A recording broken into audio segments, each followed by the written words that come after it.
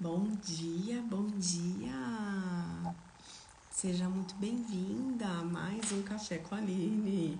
Eu já não acordei atrasada, igual a semana passada não, igual a quarta-feira. Seja muito bem-vinda. O grande objetivo desses encontros, às quartas e às sextas, é a gente falar mais sobre atuação na área materno-infantil, sobre a atuação da consultora materno-infantil, o que faz a consultora materno-infantil, onde ela mora, quais são as suas atuações, como a gente pode melhorar a nossa atuação, sempre baseado no que é mais evidenciado, especialmente nos estudos de pesquisa, né? E hoje eu trouxe aqui para nós estudarmos, né, desde ontem lendo esse material, é um protocolo da ABM sobre as condutas com relação à mastite, que foi revisado em 2022. É um protocolo clínico de número 36. Então, vou colocar aqui nos comentários para a gente poder não se perder nessa conversa. Protocolo AVM 36 para mastite. E se torna fundamental esse tipo de discussão, esse tipo de conversa, consultora, porque mastite é uma questão muito comum nos domicílios, né? Ela não acontece normalmente quando a mulher está hospitalizada, ali nos primeiros dias no hospital, né? Quando ela ganha bebê, porque a mastite normalmente ela está associada a uma questão do momento após a pojadura.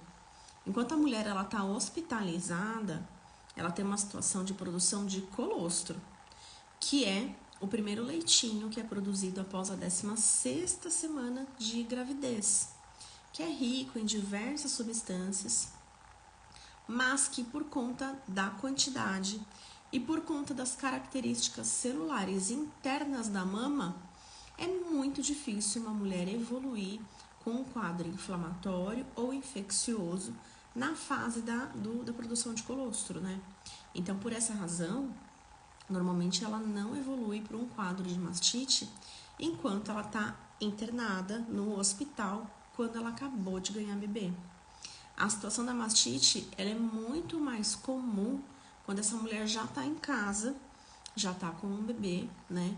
E pode acontecer por diversas situações que a gente vai falar aqui hoje um pouquinho, para trazer um pouco mais de clareza dos momentos ali em que isso pode acontecer, tá?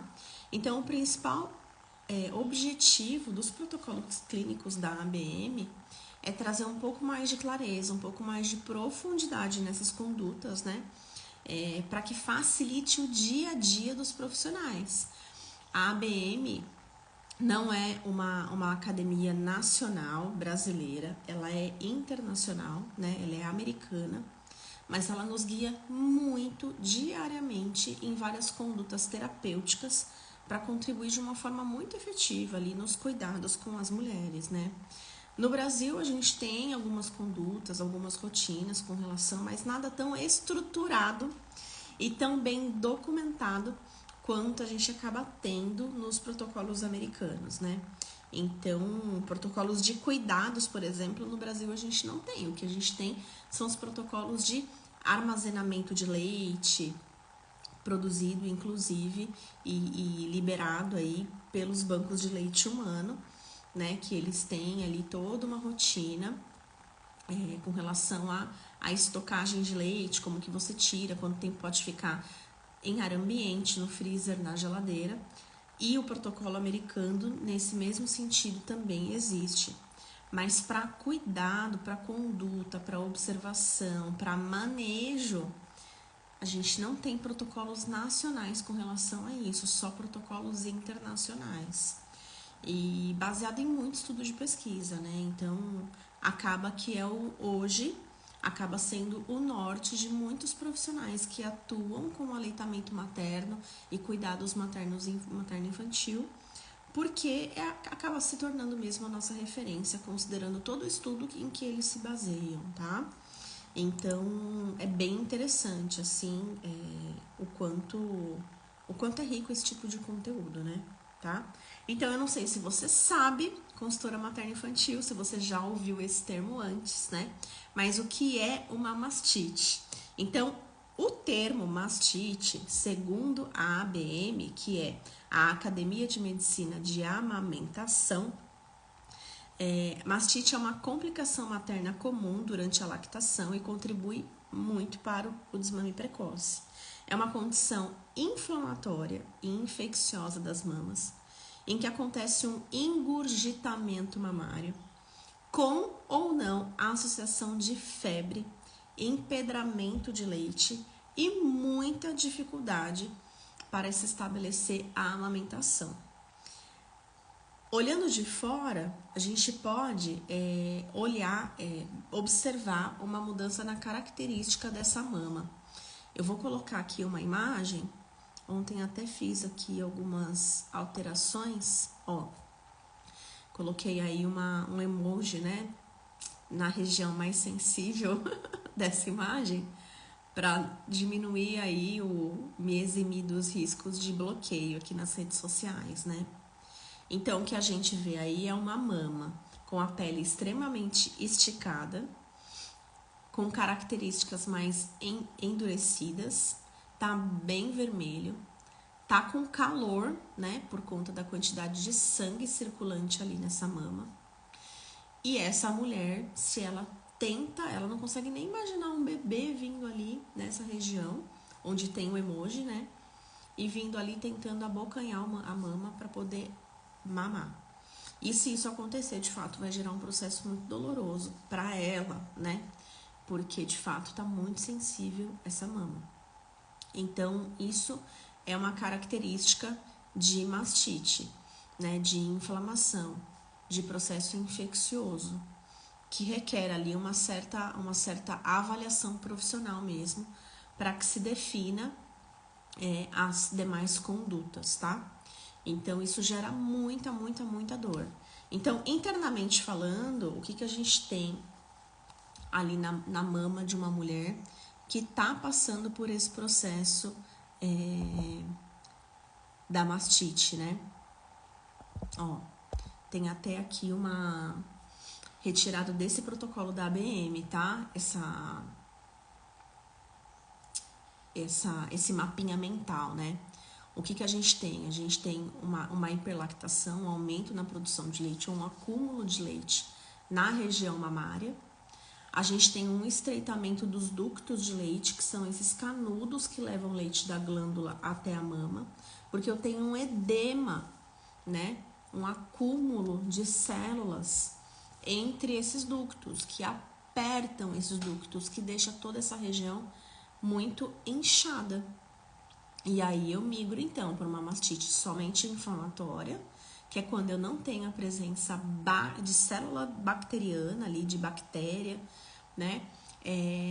Que pode evoluir a mastite inflamatória só por um engurgitamento, ou seja, eu posso não ter lesão mamilar nenhuma, né? Meu bebê pode não levar nenhuma bactéria através da saliva dele, por exemplo, por uma lesão mamilar. Mas, por uma questão de estase de leite, por acúmulo de leite, esse leite ele tem células vivas e ele tem bactérias próprias, né? E por conta desse acúmulo de leite, eu posso ter sim, por uma questão interna do meu corpo, evoluir para uma mastite bacteriana, né? Porque as bactérias do nosso corpo, elas podem eventualmente nos agredir e virar um abscesso mamário. O estreitamento ductal, ele pode evoluir por uma galactocele. São termos difíceis para quem não é da área da saúde, mas eu vou explicar aqui para vocês exatamente o que pode ser cada um desses termos mais chatinhos, para você ter um pouco de clareza. Mas o objetivo não é decorar, é só entender o que a gente vê por fora, o que pode estar acontecendo por dentro lá da mama e a gravidade disso. Por que a sua função como consultora materno-infantil, orientando essas famílias lá na gestação, é uma questão muito importante, né? Porque uma mulher vê ali a mama dela muito dura, né? Cheia de leite, ela vai pro chuveiro ordenhar essa mama, porque na cultura do brasileiro é assim, né? Ela acha que ela pode enfiar a mama no chuveiro e passar o pente, assim, né? E não pode, gente. Ela piora a situação dessa mama quando ela coloca essa mama na água quente. Porque a água quente faz mais vasodilatação. Esse ducto ele vai apertar mais ainda. Porque a vasodilatação é mandar mais sangue para essa região. E vai piorar muito, né? Vai aumentar mais ainda a produção de leite. E tudo isso vai garrotear ainda mais. A pele dela vai esticar num ponto que pode abrir até estrias ali, né? Não que isso seja o pior, mas dado o estiramento de todo esse tecido mamário, né? E a galactocele, o que ela é então, né? É quando a gente faz um acúmulo de leite local de uma forma que não tem Cristo que tira esse nódulo de leite. Não existe medicamento que tira, só por punção que a gente consegue tirar. Eu acho que eu tenho uma imagem aqui de galactocele, deixa eu ver.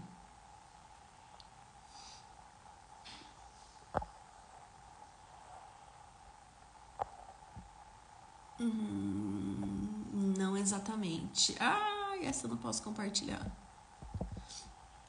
Parar de compartilhar. Aí eu tenho bloqueio, né? Caramba. Aqui. Aqui virou ou uma possível galactocele ou um empedramento local, tá? Aqui o que aconteceu, né? Ela precisou colocar um dreno de Penrose. Esse canudinho que tá na mama dessa mulher é um dreno de Penrose. Ela precisou fazer um procedimento cirúrgico, né? Uma microcirurgia ali para drenar esse abscesso de leite ali que se armazenou, né? Então, quando vocês verem no domicílio, durante um atendimento, uma mama muito enrijecida, muito acumulada de leite, primeiro a gente tem que entender por que aquilo está acontecendo, né? Antes de ir para a parte do manejo, a gente eventualmente vai falar sobre o manejo, mas antes de mais nada, é necessário a gente entender por que a mulher chegou a esse ponto. Porque não é comum ela ter mastites recorrentes. E, gente, tem mulheres que durante o período da amamentação evoluem para quadros de mastite quase que quinzenalmente. Trata uma mastite, vive outra mastite. Trata uma mastite, vive outra mastite. Por que será que ela vive situações tão recorrentes de mastite? O que está acontecendo que ela faz tanta mastite? Então, o objetivo aqui hoje é trazer essa clareza de quais são os erros que se comete tanto, que a mulher vive situações recorrentes nesse sentido. Então, antes de mais nada, a gente precisa entender que na cultura do brasileiro, a gente toma várias condutas que são completamente incompatíveis com uma amamentação de qualidade, com uma amamentação exclusiva. Uma delas é o uso dos bicos artificiais. Então, há quem diga que fulano é contra a chupeta, fulano é muito radical, fulano não sei o quê. Não, não é isso. O uso dos bicos artificiais pelos bebês faz com que os bebês não façam a livre demanda e não extraiam do seio materno toda a quantidade de leite que ele precisa para contribuir com o corpo da mulher e para se nutrirem de uma forma adequada. Quando existe essa introdução de bicos artificiais, o bebê acaba fazendo na chupeta o que ele deveria fazer no corpo da mulher. E aí existe, então, um acúmulo de leite na mulher. E esse acúmulo pode evoluir para uma mastite. Então, essa é uma das razões para a mulher evoluir para um quadro desse. Para esse acúmulo de leite, que num primeiro momento vira inflamatório, como eu coloquei aqui para vocês, né? Estreita o ducto, porque acumula muito leite e faz edema, e vira uma mastite inflamatória. Da mastite inflamatória, que a gente tem uma atuação fantástica na mastite inflamatória. Quem atua na mastite inflamatória é o consultor materno-infantil. Saiu da mastite inflamatória e foi para a mastite bacteriana, essa mulher evolui com um quadro de febre persistente, muita dor, aí é antibiótico e obstetra, e aí ela pode evoluir para dreno, ela pode evoluir para uma internação, ela pode não querer mais amamentar, porque a mama fica muito sensível. Aí pode acontecer N coisas, mas aí foge um pouco da nossa atuação, né? Porque ela vai cair no uso do antibiótico. E é muito triste, tá? Quando a gente faz uso de antibiótico de uma forma tão precoce, né? Ali imediatamente após o parto, a gente não mata só as bactérias que estão provocando esse desconforto no seio materno. Não sei se você sabe disso. Mas a gente está também matando as células boas do nosso corpo. E uma mulher que está vivendo um pós-parto, ela está numa fase super delicada ali, imunologicamente, né? Ela já tá com a retaguarda dela, as células de defesa lá no chão, porque ela sangrou no parto. Toda mulher sangra no parto, né? Então é natural a mulher viver uma fase de anemia fisiológica. Tem muita mulher no pós-parto que fica gripada, que fica muito sonolenta, cabelo cai pra caramba, as unhas quebram muito, a pele fica diferente, não é assim? Por que, gente, que tudo isso acontece com uma mulher? Justamente porque ela tem uma perca de vitamina, né? E aí, ela já fica com a retaguarda dela, com as células de defesa lá embaixo. Aí vem a época da amamentação, estabelecimento da amamentação. Aí, emocionalmente, ela fica ali bem mexida. Aí, as visitas vão na casa dela, ninguém fala o nome dela. Quer saber do Joaquim, do neném, né? E aí, emocionalmente, isso mexe muito com ela também. Aí, ela vai vir uma mastite bacteriana, vira uma mastite inflamatória. Ela encontra uma consultora materno-infantil que não sabe manejar mastite inflamatória. Que não vai ser você, com a graça do Senhor. Não vai ser você. Não me faz passar essa vergonha. Da mastite inflamatória, ela vai para mastite bacteriana e cai no antibiótico. Como que vai ficar a imunidade dessa mulher no pós-parto? É pra acabar, né? Então, a nossa atuação, ela é justamente impedir que a mulher caia numa mastite bacteriana, né? Por isso que ter parcerias com os obstetras, consultora, é muito importante.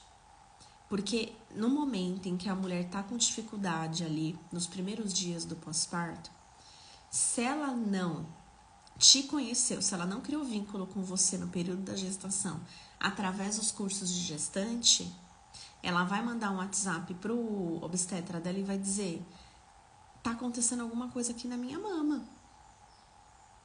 A minha mama tá muito quente, tá muito pesada. Ela tira uma foto da mama e manda pro obstetra, e o obstetra fala assim: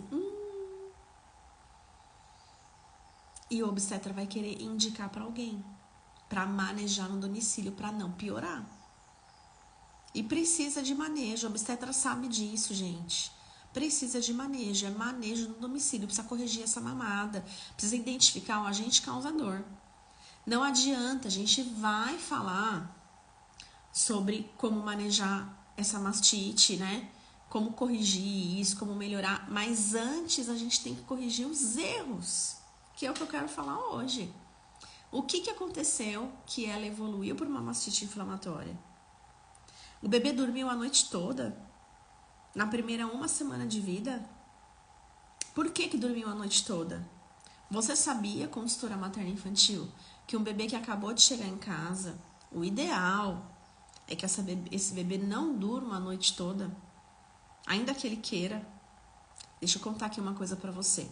O corpinho do bebê, nos primeiros dias de vida, até que a amamentação se estabeleça, ou até que ele esteja já ganhando peso, o que não aconteceu antes de uma semana de vida, muito provavelmente, o bebê, o corpinho dele funciona como um corpinho de uma pessoa que tem diabetes. O que acontece? Ele precisa se alimentar a cada 3 horas, a cada no máximo 4 horas.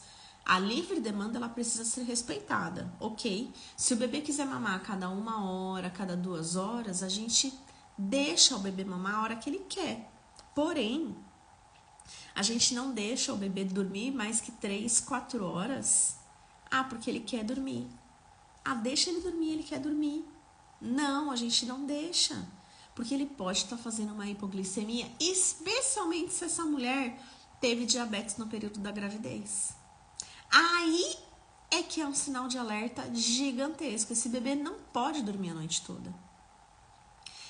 E daí, se ela tá na fase da pojadura e ela deixou o bebê dormir a noite toda, ela vai acordar com a mama daquele jeito que eu coloquei aqui pra vocês. Ela pode acordar com a mama desse jeito. E isso é uma das grandes razões para a mulher falar, eu não quero amamentar. Chega, isso não é para mim. Olha só o que tá acontecendo comigo.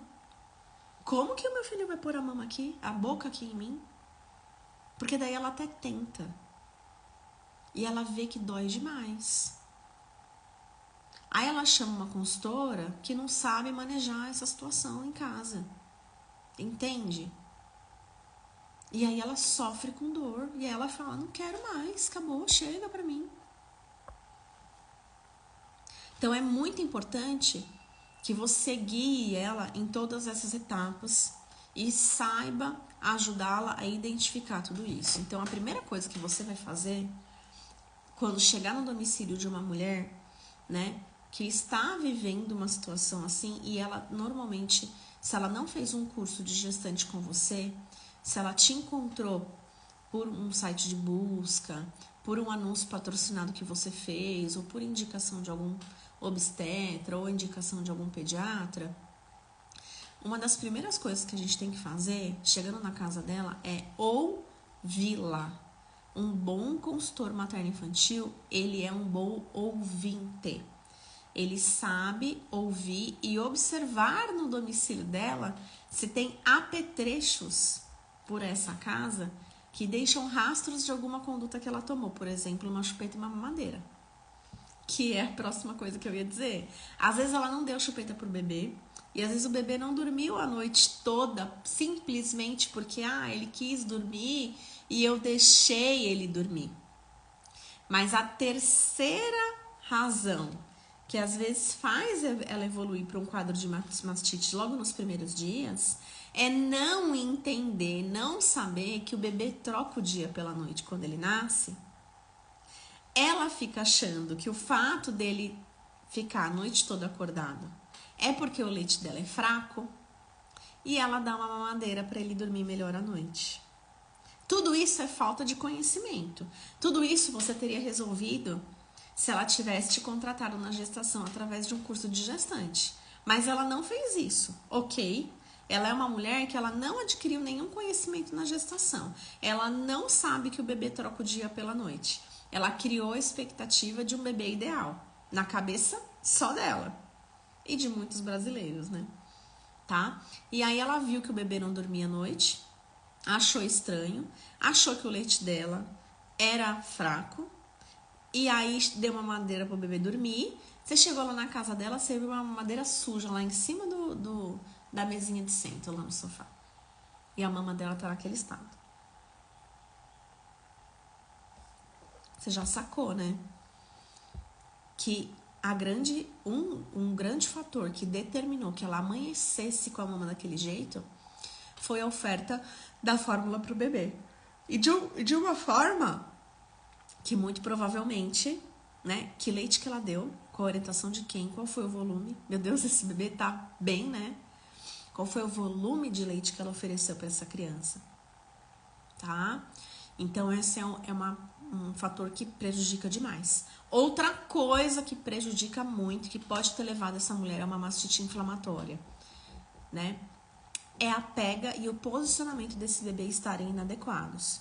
Então, se o bebê, ele tá mamando ali em seio materno de uma forma que ele não abocanha direitinho região mamilar e areolar, ele não extrai a quantidade de leite de forma adequada.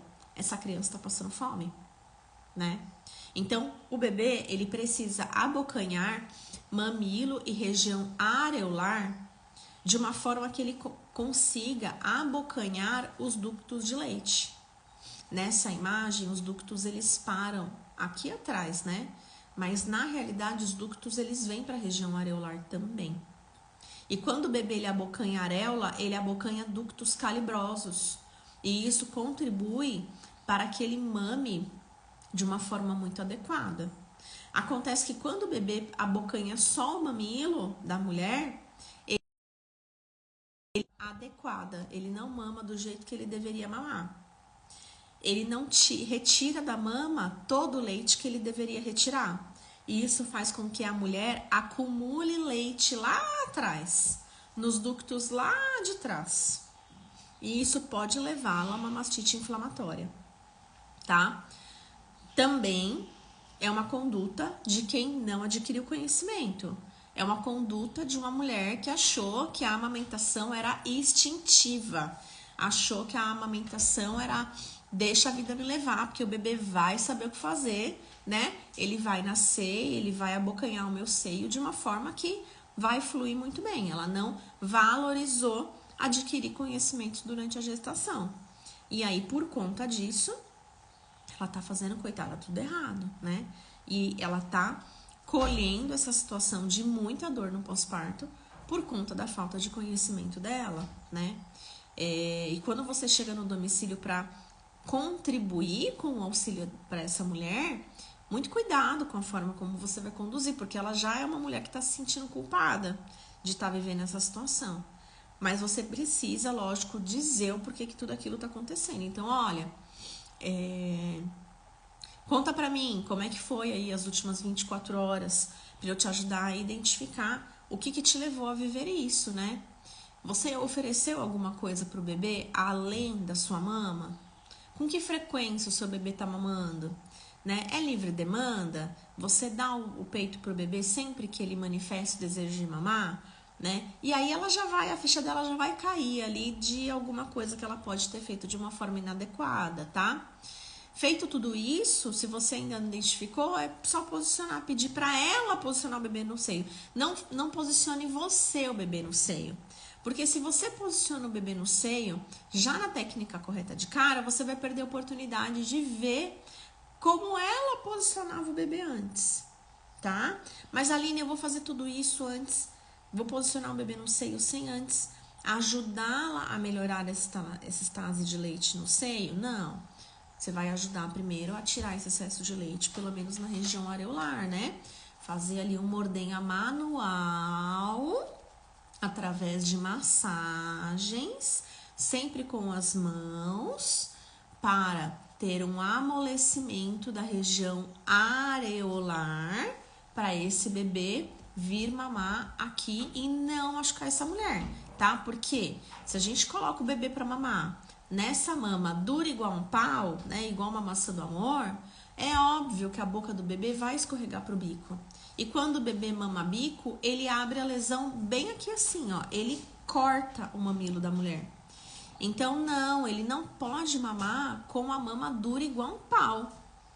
Se você fizer isso, você vai dar dando um tiro no seu pé.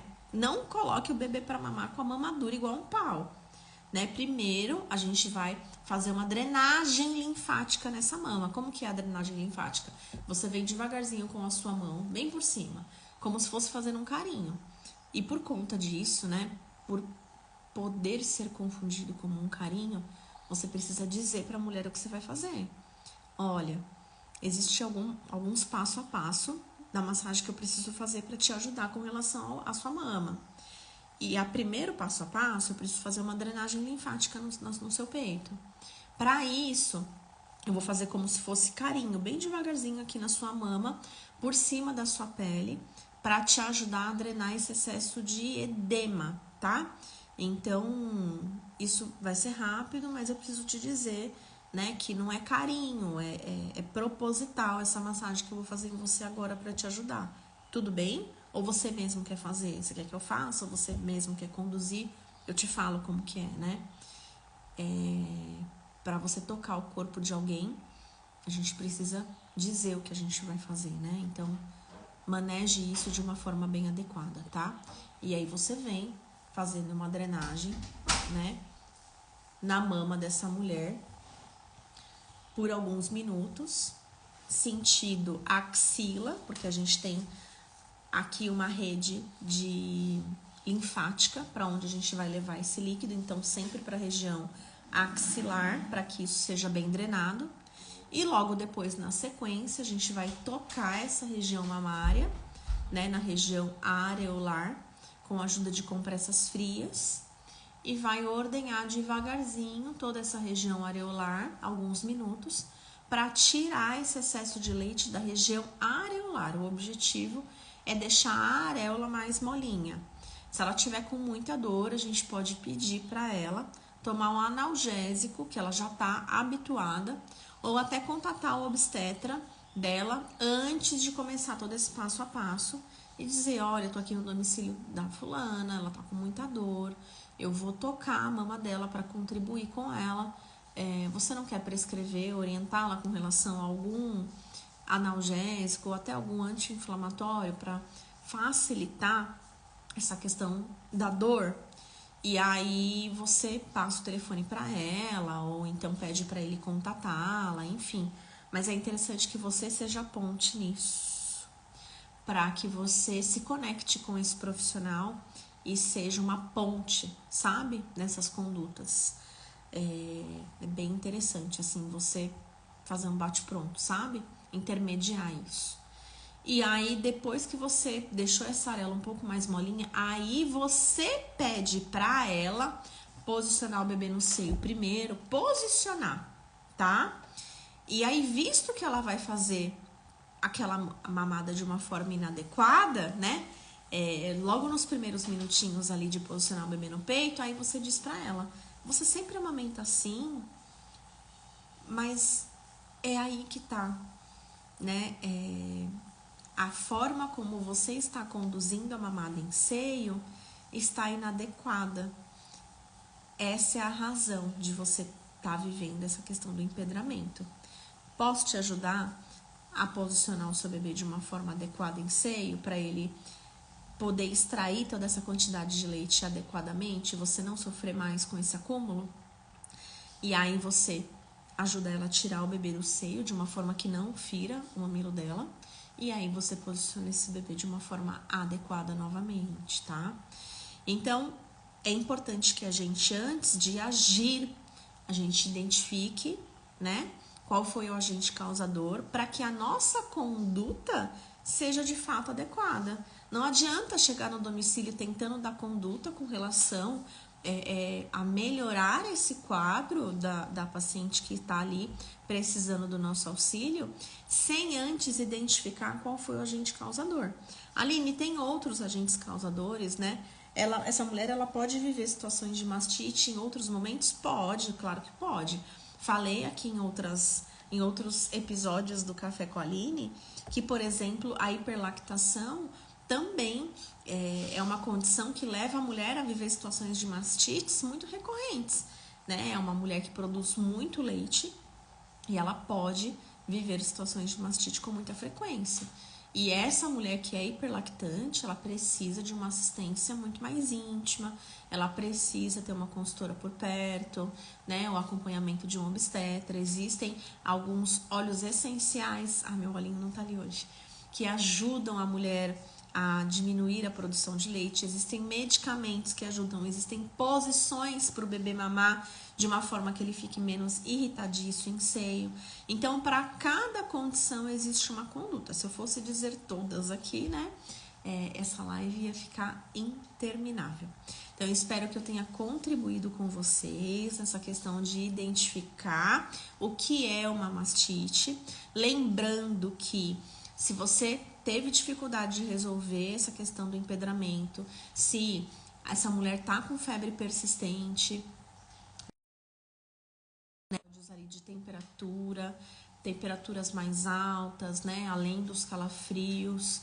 Se você saiu do domicílio dela e essa mama continua com características de empedramento, né, ela ainda tá produzindo muito mais leite do que o bebê tá mamando, precisa acionar ali o obstetra para continuar nessa parceria ali de observar criteriosamente essa mulher e observar o momento adequado de entrar, possivelmente aí com antibiótico, tá? Então, gruda nessa paciente aí que tá vivendo essa situação para que esse quadro ele não piore, né? E para que ela coloque em prática todas as suas orientações. Combinado? Boa sexta-feira para vocês, bom final de semana. A gente se vê a semana que vem. Se você gostaria de ver um assunto X aqui nesses episódios do Café com a Aline, eu sempre trago evidências de estudos ou protocolos da ABM, mas se você tem dúvida em assunto X, assado, manda aqui por direct que a gente coloca no nosso cronograma, tá bom? Um beijo grande, bom final de semana. Tchau, tchau.